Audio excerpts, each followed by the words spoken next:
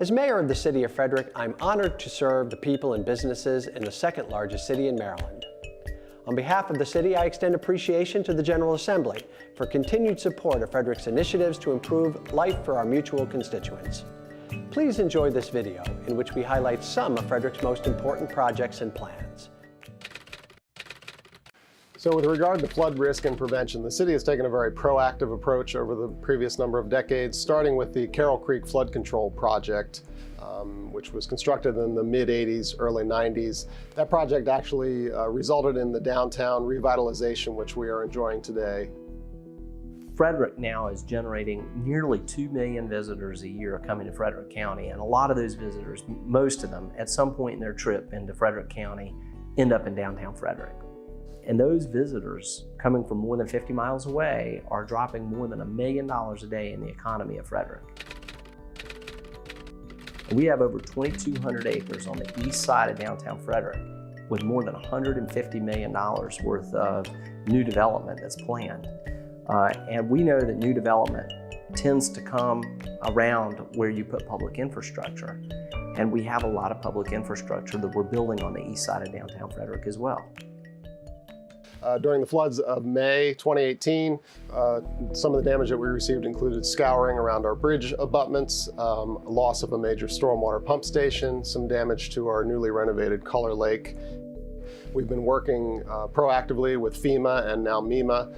We developed an MOU with the Army Corps, and they have since begun surveying and analyzing the various flood-prone areas in the city.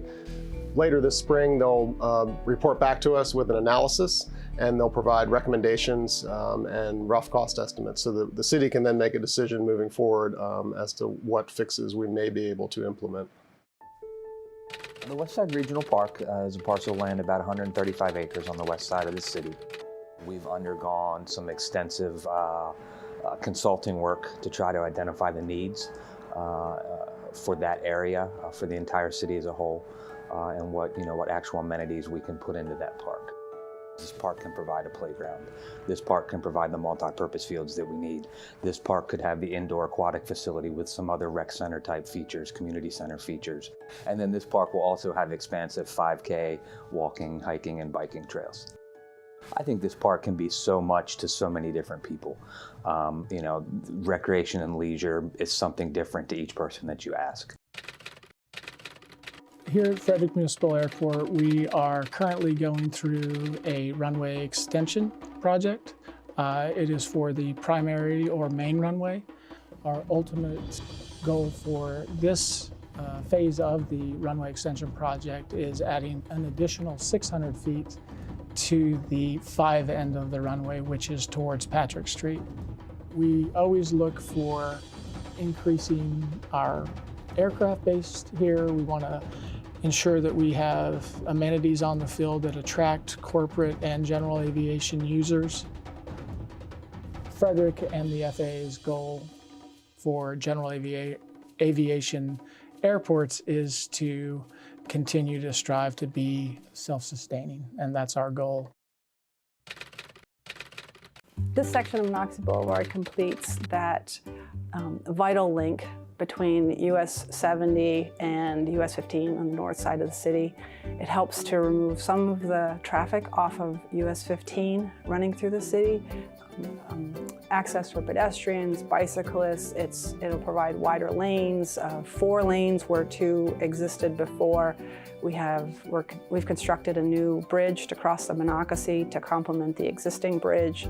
It's going to make travel in this area of town safer and obviously much faster, easier to navigate to get from in the city out to the northern side and to the east and to the north.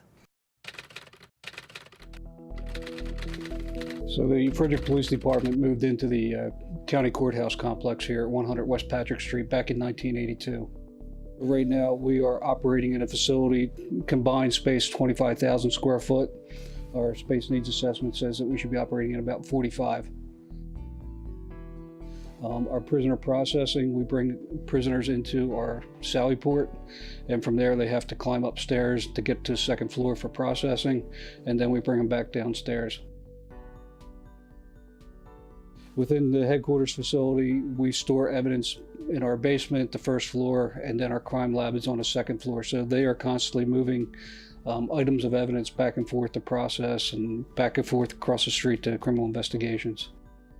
We're bringing witnesses and victims of crimes in that are readily in view of people that in the new complex will all be done in a secure manner.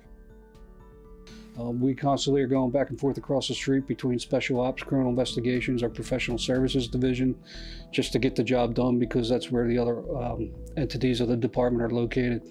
And then of course we're now projecting where we're going to be in 25, 30 years out from now and the growth of the department to match the growth of the city. And of course those numbers with our space needs assessment bring us up to about a 60,000 square foot facility.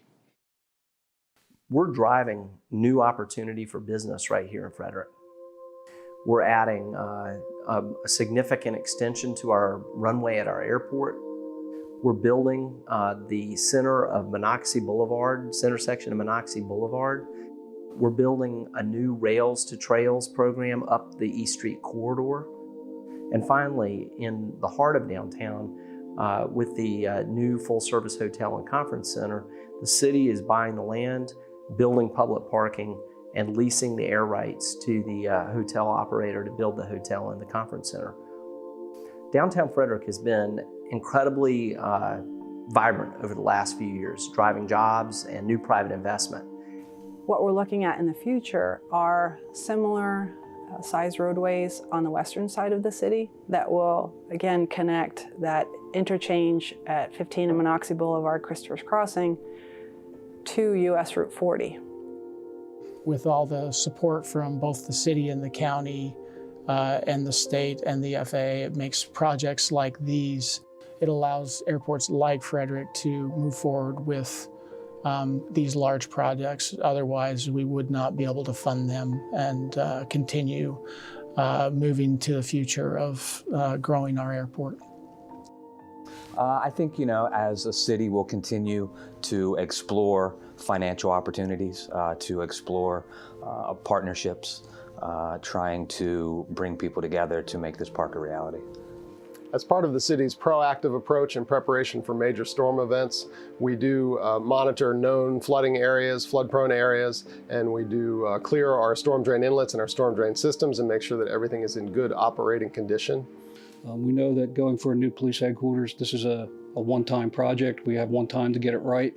So we're relying on a lot of the experts. We've gone out to the neighborhood advisory council meetings, so everybody's up to date on where we need to go and the process that we are trying to establish a new police headquarters.